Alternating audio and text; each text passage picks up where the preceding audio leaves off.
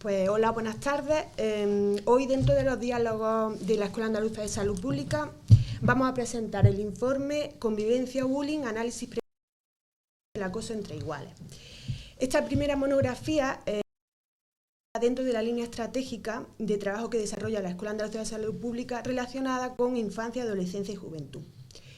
El principal objetivo de esta monografía ha sido que desde un enfoque divulgativo y positivo pues aclarar algunos conceptos relacionados con convivencia escolar y aportar una visión basada principalmente en los beneficios que aporta la prevención de las agresiones y sus consecuencias en todos los niveles. Hemos querido aportar sobre todo un enfoque basado en el trabajo de aquellos aspectos positivos de la convivencia escolar que genera el bienestar. Además consideramos que son elementos que se han ido trabajando en otros ámbitos diferentes al escolar y que están teniendo muy buenos resultados. El informe lo hemos estructurado en varios epígrafes y en ellos han colaborado las personas que tengo aquí a mi alrededor: Amelia, Mariano Hernán y Blanca López. En el primer epígrafe hemos incluido una revisión de la literatura respecto a la pertenencia de abogar por una convivencia positiva y los beneficios que se obtienen para la salud de una manera. Y en este primer epígrafe ha sido Mariano Hernán el que ha colaborado. Mariano, ¿qué nos puedes comentar de este primer epígrafe? Bueno, pues primero que estoy encantado del trabajo porque ha sido un placer trabajar con estas tres compañeras, que he aprendido muchísimo en el proceso, y hemos intentado aproximar dos visiones. Una visión que sería la visión de la prevención y de la intervención, que es súper relevante a la hora de trabajar sobre el bullying, pero nos ha interesado también aportar la parte más centrada en qué elementos de la convivencia podrían hacer que la gente viviera en espacios más saludables, en entornos que generen más bienestar. La gente que de unas edades todavía muy jóvenes que aprenden a convivir en esos momentos, ¿no? Entonces, hemos estado mirando primero qué se sabía sobre qué convendría hacer para potenciar una convivencia en contextos educativos favorable para el bienestar, y pues lo que hemos encontrado ha sido, por un lado, y está recogido en el texto, que el clima escolar y las normas y los valores que se manejan en ese clima escolar son fundamentales para potenciar una convivencia positiva. También hemos visto que la autonomía y la responsabilidad de las personas que están en esos ambientes, o los ambientes escolares, especialmente los niños, son fundamentales. Luego hemos encontrado que las escuelas que están orientadas hacia modelos que trabajan la resolución de problemas o resolución de casos son escuelas que son capaces de favorecer más la convivencia y las buenas relaciones, buscando soluciones colaborativas. Y también parece que hay algunos trabajos que destacan el tema de la potenciación de la cooperación para resolver los casos o los problemas. También es verdad que hemos encontrado que sumarse al barrio, las escuelas que son escuelas comunitarias, tienen más éxito a la hora de abordar estos asuntos de la convivencia. Y luego también el que los chicos y chicas y los profesionales que trabajan en esos lugares educativos aprendan a ser miembros de familias, aprendan a saber que en su vida hay contextos que les van a generar, familias o grupos o pequeñas entidades que les van a generar más bienestar. También nos ha sido de grata noticia encontrar que en la literatura se representaban aspectos ligados a lo que se ha llamado también los modelos de desarrollo positivo o los modelos basados en activos como modelos potenciadores de la convivencia escolar. Y luego pues hay una parte del trabajo que hemos hecho que podría estar también interesante bucear sobre ella, que es la parte que tiene que ver con entonces los espacios en los que se potencia la base segura para crecer. Esta idea bowlbiana de la base segura para crecer son relevantes, y también parece que es evidente que las escuelas que tienden hacia la sensibilidad, hacia la escucha, hacia el ayudar a crecer a los niños, son escuelas más favorecedoras de la convivencia. Mariano, y me parece muy interesante el tema de los activos.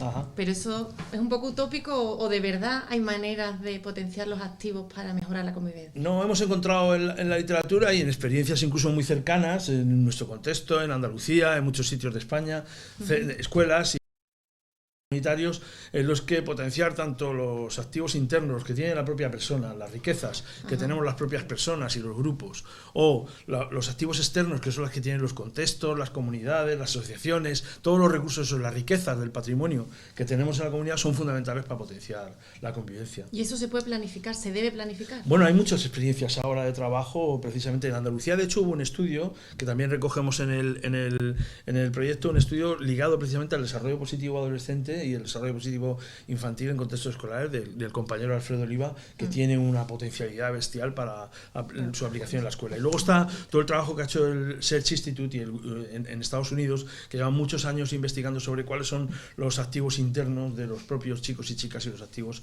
del contexto que les favorecen una vida más saludable y más positiva. Muy bien. Pues repasando, como hemos visto, todo el tema de activo y la posibilidad una posibilidad de trabajar de una manera pues comunitaria, también hemos incluido en el segundo epígrafe una selección de la literatura publicada hasta el momento para esclarecer exactamente qué entendemos por acoso escolar y diferenciarlo de conductas disruptivas puntuales. El acoso entre iguales cuenta con una serie de características muy importantes, como pueden ser que la relación que se establece entre víctima y agresor está basada en un desequilibrio de poder, de dominio o sumisión, y utiliza la agresión física, verbal o ambas. Y este tipo de conductas son reiteradas y continuadas en el tiempo. También hemos incluido información sobre aquellos factores que están en la aparición del acoso escolar, ecológica, es decir, hemos integrado aquellos factores relacionados con el individuo, factores familiares, sociales, que tienen que ver con el entorno educativo. Hemos intentado describir qué tipo de agresiones son las más comunes y qué consecuencias tienen para niños y niñas y para los roles que desarrollan dentro de estas conductas, como puede ser pues, agresor, agredido, observadores, etc. Es importante además también tener en cuenta que cuando estas conductas están apareciendo, aparecen en momentos de la vida de los adolescentes en las que coinciden en un momento en el que la pertenencia al grupo es muy importante para ellos, con lo cual la dinamización de este grupo para ellos les supone grandes problemas. Para hacernos también una dimensión sobre el acoso escolar, en el tercer epígrafe hemos recopilado una selección de estudios que nos ofrecen una visión cuantificada del acoso escolar. Si bien es cierto que asumimos dos limitaciones muy importantes que no hemos encontrado. Una de ellas es que no hay comparabilidad entre datos. ¿Por qué? Pues porque las definiciones que utilizan son muy diferentes, por lo tanto están midiendo cosas diferentes. Con todo ello, en general, los datos que hemos podido recoger no indican una evolución ascendente del porcentaje de acoso escolar en los... Más bien lo que se está observando es un incremento de la preocupación de los niveles más graves de acoso escolar. Es decir, sí que puede haber un incremento de lo que nosotros, de lo que en la monografía hemos venido llamando acoso escolar. En Andalucía, que podemos manejar, sitúan en torno a un 2% el acoso escolar y en España un 3%. Si bien es cierto que los datos que conocemos, aunque son más elevados los que los medios de comunicación ponen de relieve... Sí, porque, Berta, eso es así. O sea, también hemos hecho un análisis de medios de comunicación, que ahora contaremos. Los datos que ofrecen los medios de comunicación son muchísimo más elevados de los que nos estás comentando. Efectivamente, los datos que manejan medios de comunicación y que se manejan en general son datos que mezclan tanto situaciones de violencia puntual como conductas disruptivas con acoso escolar. Es decir, cuando miden la frecuencia, hacen un compendio general. Y eso no es acoso escolar. El acoso escolar es algo muy diferenciado que, como ya hemos visto, tiene unas características. También hay que decir que hemos estado tratando también el tema del ciberbullying, que no ha salido hasta ahora, pero efectivamente también lo hemos tratado, y que el ciberbullying también tiene unas consecuencias diferenciadas del acoso escolar, aunque pueda partir en un primer momento de este. La principal consecuencia que tiene, o sea, la principal característica que tiene el ciberbullying es el medio que utiliza, que son redes sociales, que son internet, y que claro, la lesividad de la agresión es mucho mayor porque es muy continuada en el tiempo, casi perpetua, ¿no? Aunque ahora con el tema del borrado de huella digital y todo esto, posible y tal, pero bueno, es verdad que las consecuencias son casi mayores en niños que están. ¿Estaréis de acuerdo? Sí, son más amplias porque se perpetúan en el tiempo y en el lugar. No hay lugar seguro. Efectivamente. Tristemente, ¿no? Para el niño. Bueno, hablando de medios de comunicación, no hay que olvidar que en todo este imaginario social, uno de los actores más importantes y que más media son los medios de comunicación. Y en el cuarto epígrafe, Amelia nos va a contar un poquito qué es lo que hemos hecho. Bueno, yo también estoy encantada a los tres por darme la oportunidad de como autora principal de la monografía, que ya nos ha presentado, pero es la autora principal de la monografía. Bueno, en esta fotografía que hacemos en la monografía, pues nos faltaba un poco la parte de medios de comunicación y nos planteamos también ver qué ocurría, qué estaban diciendo los medios sobre el acoso y nos centramos fundamentalmente en la prensa digital. ¿Qué hicimos? Bueno, es un análisis pues bueno, inicial, por decirlo de alguna manera, porque nos hemos centrado solamente en los titulares, pero ya nos da muchas claves que son las que voy a comentar yo ahora. Nos centramos en 6 medios digitales nacionales y en 14 medios de Andalucía, ¿no? Es cierto que los medios difunden realidad, pero muchas veces también la construyen. Esto es positivo en algunos casos y es negativo en otro. Positivo, porque sí que es cierto que los medios han visibilizado un hecho que estaba ocurriendo. Negativo, pues que en muchas ocasiones pues pueden crear alarma social o pueden informar o aportar datos que no son tan reales porque muchas veces no utilizan o fuentes fiables o no saben discriminar esa fuente, ¿no?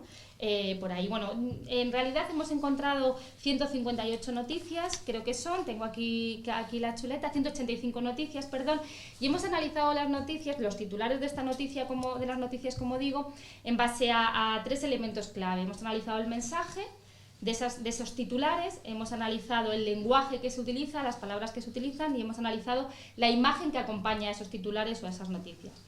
En cuanto al mensaje, pues algunas claves, hemos diferenciado diferentes categorías a la hora de analizar los titulares y hemos encontrado los mensajes que más aparecen tienen que ver con... quiere decir que son mensajes que aportan o que recogen entrevistas de expertos, que aportan investigaciones, pero sí que es cierto que hemos percibido que no hay una reflexión crítica, únicamente lo que hacen es describir la situación o un hecho concreto, ¿no? La segunda parte, que nos hemos llevado una grata noticia, nunca mejor dicho, es que el resto, hay un importante número de titulares que hablan de prevención, de los programas de prevención, de buenas prácticas, cosa que es muy positiva. Sí que es cierto que se centran más en la de la situación violenta o la situación de bullying, no tanto en los programas, no los analizan tanto en relación con la convivencia positiva, con el clima escolar satisfactorio, etcétera, ¿no? Se centran más en el hecho puntual, ¿no? Sí, en la prevención de agresor, agredido, tal, pero no con esta perspectiva que nos comentaba antes Mariano. Más positiva, ¿no? Es importante, además, muy importante. Y luego hay otros titulares que tienen que ver también con los casos y las consecuencias, con la legislación, también los protocolos que se ponen en marcha siempre que ocurre algún caso concreto más alarmante o que se pone en los medios por sus consecuencias negativas como suicidio, etcétera, siempre salen protocolos institucionales que hay, que no se dice si funcionan o no funcionan, pero se dicen que existen, ¿no? Luego hay otra serie de noticias o de titulares que hablan del sistema educativo, de cómo lo afrontan los centros educativos, etcétera, ¿no? Esto sería una parte en lo que tiene que ver con el mensaje.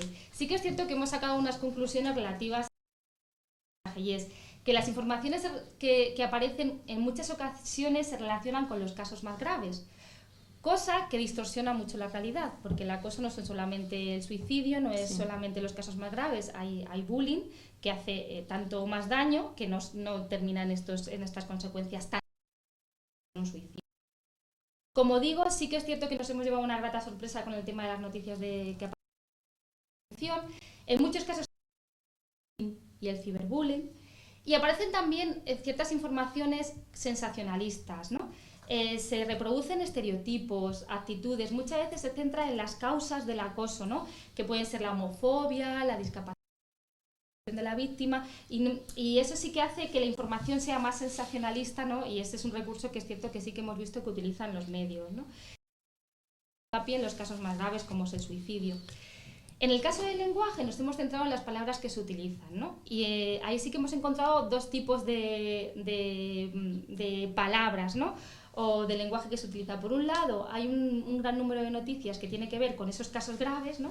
Suicidios, sufrir, combatir, denuncias, secuelas, depresión, y luego otras palabras que se utilizan que tienen que ver con la prevención, las buenas prácticas. De hecho, hay una nube de tags, ¿no? Donde la palabra estrella que aparece en los titulares es suicidio, y luego pues sufrir, pero también protocolos, actuación, plan nacional, denuncias, preocupación, o sea, van por ahí en el lenguaje. Y en cuanto a la imagen, hemos encontrado que las imágenes que se utilizan normalmente son de recurso, son imágenes de bancos de noticias, pero que aun siendo de bancos de noticias sí que pues perpetúan un poco el tema este de los estereotipos, o como pueden ser pues imágenes de la víctima sola, en soledad, ¿no? Un niño o una niña sola en soledad, o siempre se representa con agresión física y son niños los que aparecen. Las niñas, si aparecen en las imágenes, son no tanto con el bullying, ¿no? Y siempre aparece como imagen física, ¿no?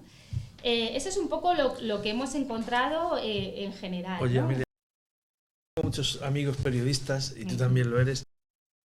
Una cuestión que siempre me late, ¿no? Y es quién genera la realidad. Nosotros mismos, los profesionales, la gente que trabaja con niños y niñas, las familias, o los periodistas, las periodistas. ¿Quién genera ahí? ¿Quién genera la información? En mi opinión la construimos todos, ¿no? Por un lado, el fallo del periodista es no contrastar la información o no formarse más en el tema para conocer que esos datos no son tan alarmantes, para poder ofrecer otro tipo de información. También las fuentes muchas veces utilizan la información también como quieren, y se la ofrecen a los medios como quieren, también con sus intereses. Pero si bien es cierto que es importante que luego lo haremos al final en las recomendaciones, pues que se haga un esfuerzo por formar también a los profesionales de comunicación, ¿no? y ofrecer buenas prácticas para que los profesionales de comunicación realmente informen bien, porque ese es nuestro deseo, ¿no? Luego también y luego hay un aspecto que a mí también me preocupa y lo tengo siempre, no sé, como grabado a muerte, ¿no? Que es el tema de cuando tratamos el acoso, siempre pues hay un niño que es víctima y hay un niño que actúa. Y yo siempre digo, por Dios, que actúa como acosador. Porque también es el papel también de educación de los medios, ¿no? Que no podemos hablar de niños acosadores, estamos hablando a padres y a madres también de unos niños. El otro día estaba en una charla además con unos padres hablando del método que tenemos aquí de estudio de Kiva, y a la salida una madre compungida, alarmada y muy preocupada, hacía bien, pero bueno, siempre todo bajo control, decía, Dios mío, prefiero casi que mi hijo sea víctima a que sea. Y entonces, bueno, pues es también papel, ¿no? No solo de los educadores, de los medios, también de los padres, informar esa formación de decir, bueno, es un error, los niños están educándose, hay que aprender, y también un rol, no son acosadores. Claro, yo creo que la educación positiva, incluyendo los medios, incluye también el eliminar cierto tipo de etiquetas, porque son roles que los niños adquieren en un momento determinado por unas circunstancias determinadas. Y que se pueden cambiar, o sea, que se pueden volver y que en el siguiente epígrafe que nos va a comentar Blanca sobre prevención, veremos que esos roles se pueden ir cambiando, es decir, que podemos darle la vuelta, que no hay nada perdido y que son situaciones puntuales que trabajando en comunidad podemos mejorar, incluso cambiar. Lo que sí que es cierto es que los medios reflejan muchas veces ese sensacionalismo, ¿no? Claro. El acosador, no se habla del contexto de ese acosador, y si se habla también es para estigmatizarle más. La familia, la víctima es una persona pues con unas características especiales, o tiene una discapacidad, o en fin, cuestiones de género, cuestiones de raza o etnia, en fin.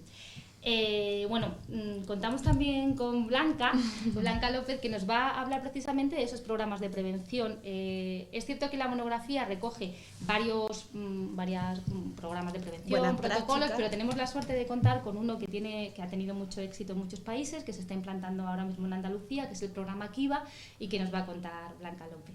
Muy bien, pues nada, Kiva es una de los ejemplos de prácticas de éxito de lucha contra el bullying.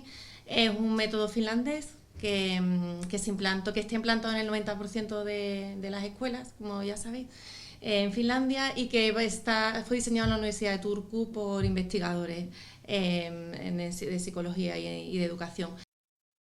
se basa en una cuestión fundamental, que es que el acoso no incluye solo a una parte, que es acoso y la víctima, sino que es muy importante vigilar el contexto, es decir, aquellos niños que presencian, que asisten o que son externos o incluso que defienden a la víctima en un momento dado. Ellos representan el 80%, por lo tanto, por puras matemáticas, lo importante es actuar sobre ellos, ¿no?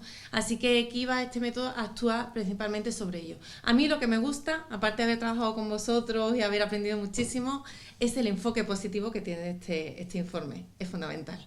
Es fundamental. Entonces, claro, este método lo que se enfoca es decir, cómo cambiamos la visión, para empezar, cómo se ve el fenómeno, cómo ven el fenómeno los niños, los padres, el personal docente, el personal no docente, cómo ven este fenómeno, que lo conozcan, cómo cambiar las actitudes ante este fenómeno y luego cómo pasar a la acción. Esto en cualquier investigación lo sabe, actitud, comportamiento, intención de comportamiento y comportamiento, cómo dar ese paso. Así que bueno, pues Kiva lo hace utilizando tres componentes principales. En primer lugar es la prevención. Esa prevención se basa, bueno, tiene distintos componentes, pero principalmente en sesiones de 45 minutos. Suelen programarse 2 sesiones de 45 minutos al mes con los niños, en los que se habla pues, de reconocimiento de emociones, asertividad, qué es el acoso, cómo ayudar en un momento de acoso, cómo defenderse, también cuáles son las dinámicas en los grupos. No es un programa de educación emocional, pero incluye también herramientas, porque yo creo que es importante que los niños tengan herramientas.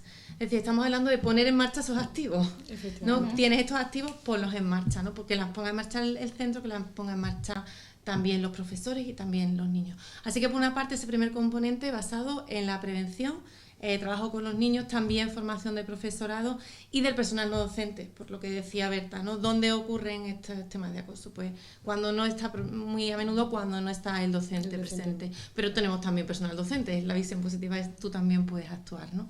Entonces esa es la primera componente, la prevención. La segunda es las acciones focalizadas, es decir, cuando ocurre o se sospecha un caso de acoso, hay que actuar y hay que hacerlo de forma inmediata.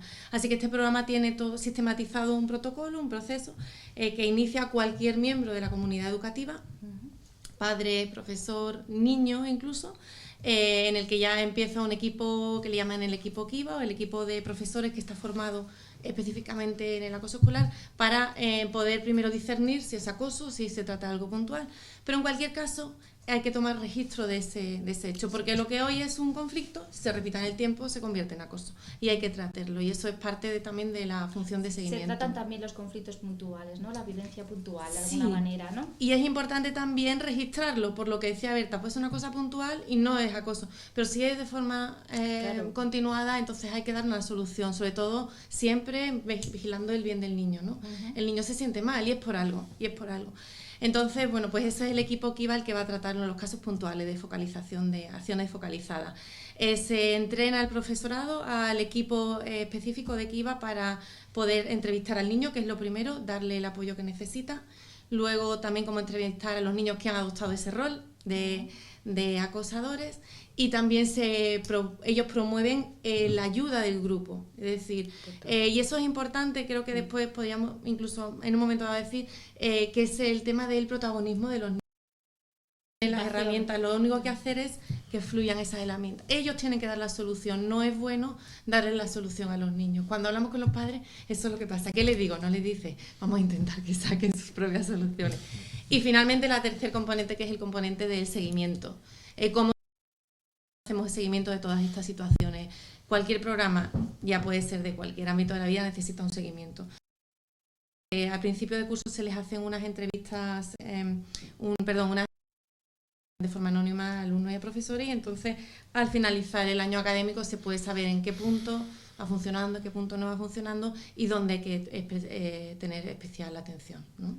Ese es el programa Kiva en general. Sí. Pues lo que ha dicho del tema de trabajar conjuntamente el grupo, es decir, une mucho, una etapa vital para ello, importante, en el que el grupo para ellos, con lo cual me parece súper interesante y además trabajar en comunidad, ¿no? Con los docentes, no docentes. Claro, porque cuando se trabaja además en el grupo hay dos cosas que para mí son fundamentales. Uno, que se elimina lo que le llaman la ignorancia compartida. Nosotros somos 4 aquí reunidos, más todos los que estamos juntos en línea. Y nosotros podemos pensamos que vosotros estamos en contra en general de la violencia de género o de cualquier otro tipo de violencia, pero hasta que no se expresa no lo tenemos claro. Y los niños primero no conocen el fenómeno y no saben realmente lo que hacen los demás. Además, los niños que adoptan un papel de acosador reciben un prestigio, un prestigio social, y les hacen líderes negativos. Hay que convertir a los líderes positivos en los verdaderos líderes de la clase. Así que cuando los niños ya conocen, saben y tienen las herramientas, el líder positivo tiene que triunfar, y ese es el objetivo, ¿no? Aplicando pues Kiva o el método que sea necesario. La palabra clave es la participación, ¿no? Absolutamente. Absolutamente, la participación de los niños y las niñas. Es cierto que, por ejemplo, en las imágenes, no lo he comentado antes, cuando se habla de prevención siempre aparece la típica imagen del profesor dando clase, ¿no? O presentando un programa, ¿no? Claro. Nunca la imagen de los niños participando con lo importante que es, ¿no? Claro, porque además la metodología que está inmersa en las sesiones y en todo el programa es aprender haciendo, es hacer actividades que están ya diseñadas, programadas para el profesor, para que, bueno, yo creo que muchos de los profesores a lo mejor que nos están viendo, vamos a un curso, el curso es estupendo y luego ¿ahora qué hago? Bueno, pues la metodología diseñada y todo haciendo de esa manera, aprender haciendo y que el niño experimente, porque lo que experimenta es lo que aprende. En el programa, en el informe además aparece, hemos hecho un estudio de caso, que es importante yo creo que decirlo, donde hemos analizado cómo simplificar una escuela andaluza. Y bueno, pues es interesante, ha servido que hemos visto cómo desde los niños les preocupa algo, a los padres les preocupa otras cosas, a los directivos, a los directores de centros tienen otras preocupaciones y los profesores otros. Entonces, ¿cómo podemos encajar? Porque todo programa debe encajar, no debe ser algo que se implementa encima de todo lo que había antes, ¿no? Hay que adaptarlo, hay que integrarlo y que fluya, ¿no? ¿Para qué? Para el bienestar de los niños y del centro. Bueno, pues para finalizar este diálogo y la monografía, me gustaría que termináramos con el último epígrafe, que es el epígrafe sobre recomendaciones, en el que hemos tratado de recoger toda la información y ir a través de distintos ámbitos y recomendando cosas. ¿Vosotros cuál creéis que serían casi las más importantes? Yo de la lectura del texto lo que he obtenido son ideas, la verdad es que algunas son muy específicas y otras son muy las ideas más generales que entiendo que da el texto como posibles vías para trabajar. Una se concentra, yo creo que hay un gran bloque de cuestiones que se concentran ligados a la formación, tanto de los profesionales y los hombres y mujeres que trabajan con niños y niñas o las propias familias, y sobre todo también poner énfasis. De comunicación también. Exactamente. Los profesionales de comunicación, que lo he comentado antes, pero que muchas veces ponemos el acento no solo en la familia, por supuesto, en los niños y niñas, en los profesores, en el entorno educativo, y también se está creando una imagen, ¿no? Y también los propios niños y niñas, ¿no? O sea, trabajar con todo lo que tiene que ver con la mentoría, la mediación y el aprender a colaborar en este asunto tan importante para la convivencia, ¿no? Después otra cuestión que aparece en varios momentos y que yo creo que podría ser una recomendación que conecta con la literatura también es que hay que planificar que en la convivencia hay problemas, ocurren problemas, y esos problemas merece la pena incorporarlos al repertorio de trabajo de los lugares donde viven niños y niñas, ¿no?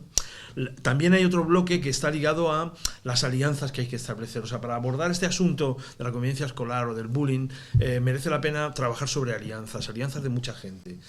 A mí me gusta decir, ya sé que en el libro aparece de otra manera, pero me gusta decir de la gente del barrio, ¿no? De la gente que está ahí, de todos los que están implicados en el asunto. Y luego hay otras muchas líneas que ya habéis visto en lo que se ha ido planteando, que están ligadas a debatir, a hablar, a compartir, a contrastar, a que los lugares donde conviven niños y niñas sean lugares de debate, donde se hable de estos temas sin ningún tipo de tabú. Sí, porque hay que eliminar el tabú, hay que visibilizar el problema. En este problema, el niño que es víctima no quiere decir nada, porque se siente mal. el niño que actúa en el acoso tampoco. Y los padres a veces que no quieren decirlo por miedo a victimizar al niño. Entonces es importante que la máquina empiece a funcionar en cuanto cualquier adulto, cualquier persona conoce debatir con regularidad y con normalidad los asuntos. Hacerlo normalizable. También hay cuestiones que han aparecido en nuestro, que veréis en el material que hemos generado con el libro, que están ligadas al respeto a la confidencialidad. O sea, trabajar de una manera profesional en esto, de una manera coherente. Y luego también hay algunas cuestiones que vais a encontrar ligadas a recomendaciones sobre evaluar, ¿no? Evaluar sistemáticamente el contexto en el que nosotros trabajemos, ¿no? Sí. Y creo que con esto y con la más ligada a asuntos como los que planteaba Blanca, de fomentar la empatía o la participación de los niños también. Sí, yo como has propuesto muy bien, y yo creo que además refleja muy bien el informe, visiones generales, a mí me gustaría destacar alguna individual, que a lo mejor algún papá, alguna mamá dice, ¿cómo trabajo yo con mi hijo? ¿Cómo lo trabajo? Yo no estoy formado. Pues dos cuestiones que yo creo que son fundamentales. Uno, la empatía, promover la empatía. Los padres somos fantásticos promoviendo la empatía, haciéndole pensar, reflexionar al niño, ¿cómo te sientes? ¿Qué ha pasado? ¿Cómo lo verías tú? Eso fortalece al niño y le hace una barrera contra un rol de acoso. Cuando el niño sabe lo que está pasando, porque los niños que cometen un acoso no son capaces de visualizar las verdaderas consecuencias, no son capaces, eso también lo decimos en el libro. Entonces eso es importante, trabajar mucho la empatía y sobre todo la autonomía, tus propias soluciones. ¿Qué harías tú? No decirle lo que tiene que decir el niño, ¿qué harías tú? Ellos lo hacen muy bien, si les damos la opción. Qué bueno. Claro. Bueno, pues con estas recomendaciones tan positivas nos vamos con este buen sabor de boca. Y bueno, solo deciros que vaya a tener disponible la monografía en breve, de una forma gratuita, en la web de la Escuela Andaluza de Salud Pública, y que muchas gracias a todos por haber trabajado conjuntamente en esta monografía. Oye, que los de la editorial de la EAS han hecho un trabajo magnífico, Julia Fernández y el grupo, Realmente es muy bonito, se lee fácil, además, letra grande, y es muy bonito, a mí me ha encantado. Muy positivo como tiene que ser. Gracias a todos. Muchas gracias. Sí.